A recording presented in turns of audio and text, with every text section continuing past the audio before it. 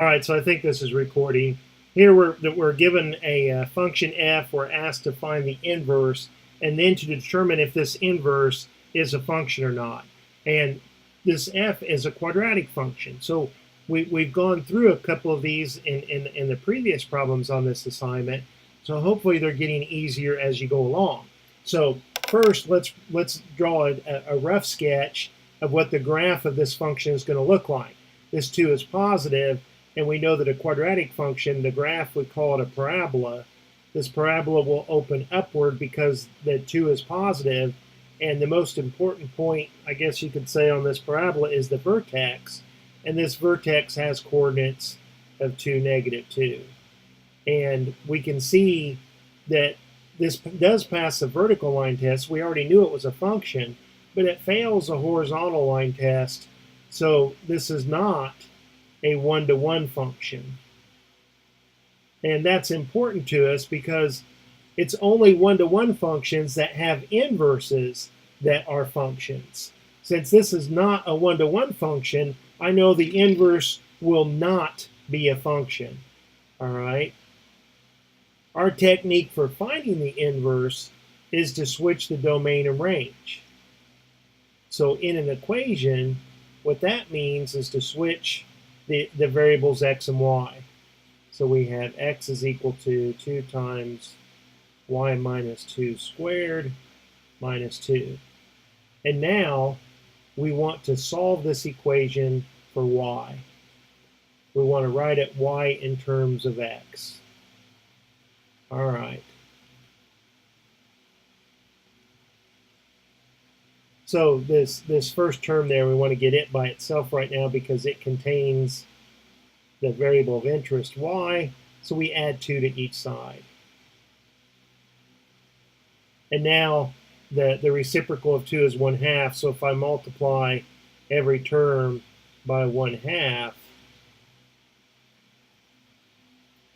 then I'll have, well, I'll just take this whole x plus 2 and divide it by 2. So I'm taking half of this quantity x plus 2. So on the left-hand side, those cancel. And now if I take the square root of each side,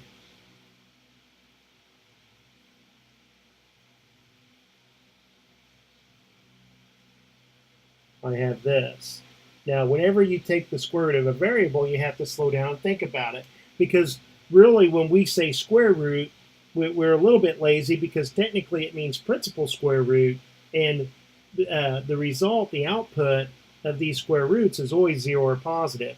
And y could be a negative value. Y minus 2 could be negative. So to guarantee that the output of this principal square root is positive, we put absolute value symbols around this base, around this y minus 2.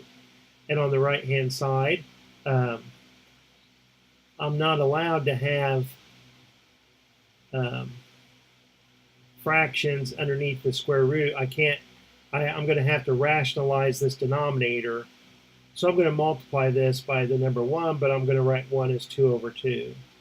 So on the left, I have the absolute value of y minus 2, and on the right, I have, if I distribute that 2, I've got 2x plus 4 divided by 4. And now I know from previous experience that that this y could be any real number. So if I drop that absolute values, I need to introduce a plus or minus symbol in front of this square root.